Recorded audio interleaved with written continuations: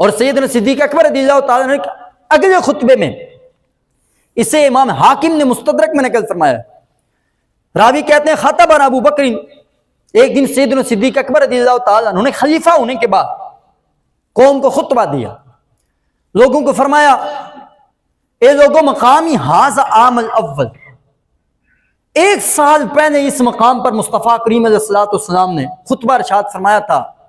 سیدنا صدیق اکبر رضی اللہ تعالیٰ عنہ یہ کلمات کہنے کے بعد وبکا ابو بکر، سیدنا صدیق اکبر رضی اللہ تعالیٰ عنہ کی آنکھوں سے آنسو جاری ہو گئے، آپ رونا شروع ہو گئے۔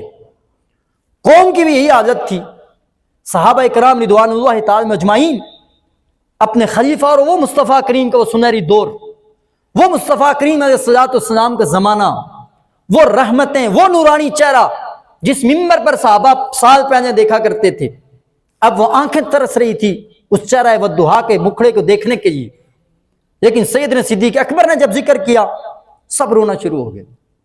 سیدنا صدیق اکبر نے قوم کو فرمایا صلی اللہ المعافات، لوگوں اللہ رب العزت سے عافیت کا سوال کرو، اس لیے فَلَمْ يُؤْتَ أَحَدٌ قَطُّ بَعْدَ الْيَقِينِ أَفْضَلَ مِنَ الْعَافِيَةِ، یقین کے بعد یعنی ایمان کے بعد سب سے جو افضل چیز ہے نا وہ ہے عافیت کا سوال کرنا۔ پھر آپ رضی اللہ تعالیٰ عنہ نے فرمایا لوگوں علیکم بالصدق، صدق کو لازم پکڑو، سچائی کو لازم پکڑو، فَإِنَّهُ مَعَ الْأَبْرَارِ وَهُمَا فِي الْجَنَّةِ، اس لیے کہ صدق یہ نیکی ہے اور صدق بندے کو جنت کی طرف لے کر جاتا ہے۔ اب دیکھیے حاکم وقت سیدنا صدیق اکبر رضی اللہ تعالی عنہ قوم کو کیا ارشاد فرما رہے ہیں؟ سچائی کی طرف، کہ جس معاشرے میں جس قوم میں سچائی جیسی نعمت ہوگی اس معاشرے میں ہر قسم کی برائی ختم ہو جائے گی۔ جب حاکم سے لے کر رعایا تک ہر عہدیدار، ہر ذمہ دار، ہر افسران، ہر شخص جب سچ بولے گا تو عدالتوں کو انصاف کرنے میں آسانی ہوگی۔ وہاں پر جب افسران، عہدیدار، ذمہ داران سارے سچ بولیں گے، کرپشن نہیں ہوگی، کسی کا حق نہیں مارا جائے گا، سارے معاشرے کے افراد برابری کی سطح پر آ جائیں گے، معاشرے کے اندر فساد، انتشار، بدامنی نہیں ہوگی۔ آپ نے فرمایا علیکم بالصدق، لوگوں صدق کو لازم پکڑو، یہ وہ دولت ہے جو تمہیں جنت کی طرف لے کر جائے گی۔ یہاں پر صدیق اکبر رضی اللہ تعالیٰ عنہ نے لوگوں کو اس بات کی طرف توجہ دلائی کہ جنت میں جانے کے لیے تمہیں سچائی کو لازم پکڑنا ہوگا۔ آپ رضی اللہ تعالیٰ عنہ صرف اپنے لیے جنت کی نہیں طلب کی، بلکہ اپنی ساری رعایا کو فرمایا کہ تمہیں جنت کی طرف راستے پر چلنا ہوگا، اور جنت کا راستہ کیا ہے؟ وہ ہے سچائی۔ پھر آپ نے فرمایا وَإِيَّاكُمْ وَالْكَذِبَ، یہاں بھی آپ نے قوم کو فرمایا جھوٹ سے بچو، فَإِنَّهُ مَعَ الْفُجُورِ، اس لیے کہ جھوٹ گناہ ہے، وَهُمَا فِي النَّارِ، اس گناہ کی طرف جاؤ گے تو یہ تمہیں جہنم کی طرف لے کر جائے گا۔ اب اس میں یہاں پر صدیق اکبر پہلے فرمایا کہ ایمان کو برباد کرے گا، یہاں پر فرمایا تمہیں جہنم کی طرف لے کر جائے گا۔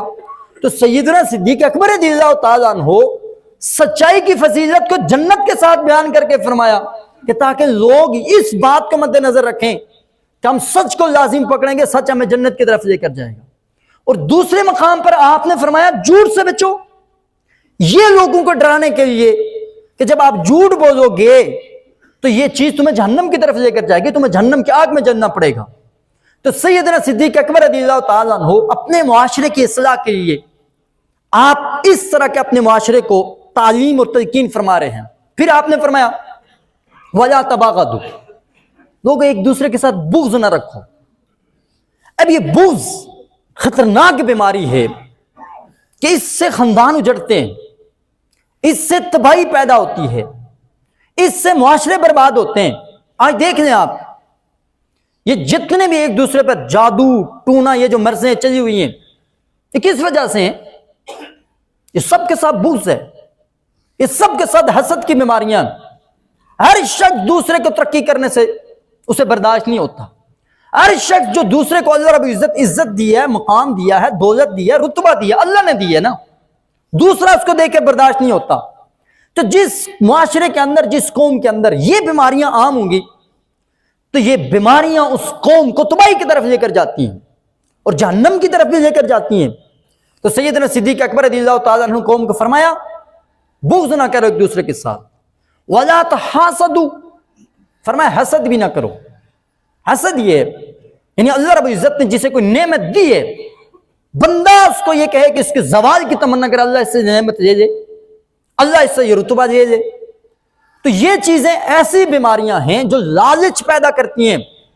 جب بندے کے اندر لالچ آ جائے تو لالچ آنے کے بعد اس شخص سے کسی قسم کی کوئی خیر کی امید نہیں ہوتی، وہ جرائم کی طرف نکلے گا، وہ دولت حاصل کرنے کے لیے، دوسرے کے مقابلہ کرنے کے لیے چوری کرے گا، ڈاکے مارے گا، کسی کی جان لینی ہوئی جان لے گا، دھوکہ کرے گا، فراڈ کرے گا، کرپشن کرے گا۔ تو سیدنا صدیق اکبر رضی اللہ تعالیٰ عنہ معاشرے کی اصلاح فرما رہے ہیں، فرمایا لوگوں حسد بھی نہ کرو، یہ وہ مرض ہے جہاں باطنی طور پر تمہارے ایمان کو برباد کرے گی۔ میرے مصطفیٰ کریم علیہ الصلوۃ والسلام نے فرمایا لوگوں ایاکم الحسد، حسد سے بچو، فَإِنَّ الْحَسَدَ يَأْكُلُ الْحَسَنَاتِ كَمَا تَأْكُلُ النَّارُ الْحَطَبَ۔ کتنی خطرناک بیماری ہے، فرمایا یہ حسد تمہاری نیکیوں کو ایسے کھا جائے گی جیسے آگ لکڑی کو کھا جائے گی۔ تو سیدنا صدیق اکبر رضی اللہ تعالیٰ عنہ اپنے خطبے میں ایک طرف معاشرے کی اصلاح، دوسرے طرف انہیں مرضوں سے بھی کیا کر رہے ہیں، متنبہ کر رہے ہیں۔ پھر آپ نے فرمایا لوگوں وَلَا تَقَاطَعُوا، قطع تلقی نہ کرو۔ آج دیکھ لیں آپ اپنے معاشرے میں، بھائی بھائی سے ناراض ہے، بیٹا باپ سے ناراض ہے، بیٹی ماں سے ناراض ہے، خاندان کے اندر چپکلشیں، ہر ایک دوسرے سے ناراض ہے۔ یہ قطع تعلقی جو آج اس مرض کے اندر ہمارا معاشرہ ڈوبا ہوا ہے، اس سے کیا پھیلنا ہے؟ افتراق، نفرتیں، قدورتیں، انتشار پھیلنا ہے۔ اور اس کا نقصان کتنا، باطنی طور پر اس کی سزا کتنی ہے۔ میرے کملی والے آقا نے فرمایا لا يدخل الجنت قاطع، قطع رحمی کرنے والا، رشتوں کو توڑنے والا یہ جنت میں نہیں جائے گا۔ اور دوسرے مقام پر میرے کملی والے آقا نے فرمایا کچھ گناہ ایسے ہیں کہ جن گناہوں کی سزا اللہ رب العزت بندے کو دنیا میں بھی دیتا ہے اور آخرت میں بھی دیتا ہے۔ اور ان میں سے جو گناہ ایسے ہیں کہ جس کی وجہ سے اللہ رب العزت بندے کو دنیا میں بھی سزا دے گا، آخرت میں بھی سزا دے گا، میرے آقا نے فرمایا من قطیعۃ الرحم، جو مسلمان رشتے توڑنے والا ہے، رشتوں کو منقطع کرنے والا ہے، اللہ رب العزت اس کو دنیا میں بھی رسوا کرے گا، سزا دے گا، اور آخرت میں بھی سزا ہے۔ اور قطع تلقی کا جو گناہ ہے اس سے بھی معاشرے کو بچا کر فرمایا لوگوں قطع تلقی نہ کرو۔ پھر فرمایا وَلَا تَدَابَرُوا، اے لوگوں ایک دوسرے کے پیٹھ کے پیچھے باتیں نہ کرو، غیبت نہ کرو۔ اب یہ ایسی مرض ہے جیسے ایک دوسرے بھائی کا گوشت کھانے کا مترادف جسے اللہ رب العزت نے قرار دیا، لیکن اس کے معاشرے پر اثرات کیا پڑنے؟ جب کوئی شخص یہ سنے گا کہ فلاں نے میرے پیچھے بات کی ہے، اس کے خلاف نفرت پیدا ہوگی، اب وہ لڑنے جھگڑنے پر آ جائے گا۔ جب یہی مرض عام ہوتی جائے گی، معاشرے میں بگاڑ پیدا ہوتا جائے گا۔ تو سیدنا صدیق اکبر رضی اللہ تعالیٰ عنہ نے فرمایا کونوا اخوانا کما امرکم اللہ، ہر فرد معاشرے کا رنگ، نسل، قوم سب کچھ مٹا کر جب ایک اللہ کا کلمہ پڑھنے والے ہو، ایک رسول اللہ کا ماننے والے ہو، ایک قرآن کا پڑھنے والے ہو، پھر فرمایا سارے بھائی بھائی ہو کر رہو۔ اللہ نے جیسے تمہیں فرمایا تم سارے بھائی بھائی ہو، سارے بھائی بھائی بن کر رہو گے۔ دوسرے کے دکھ کو اپنا دکھ سمجھو، دوسرے کی تکلیف کو اپنی تکلیف سمجھو، دوسرے کی پریشانی کو اپنی پریشانی سمجھو۔ جب یہ درد ہوگا، یہ فکر ہوگی، پھر ایک معاشرہ یک جان ہوتا ہے، پھر ایک جان کے مانند معاشرہ ہوگا۔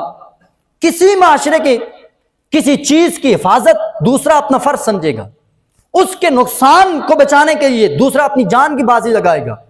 دوسرے کے دکھ اور تکلیف میں جب ہر فرد شامل ہونے کی کوشش کرے گا، اس وقت معاشرے کے اندر محبتیں، اتفاق، یہ چیزیں پھیلیں گی۔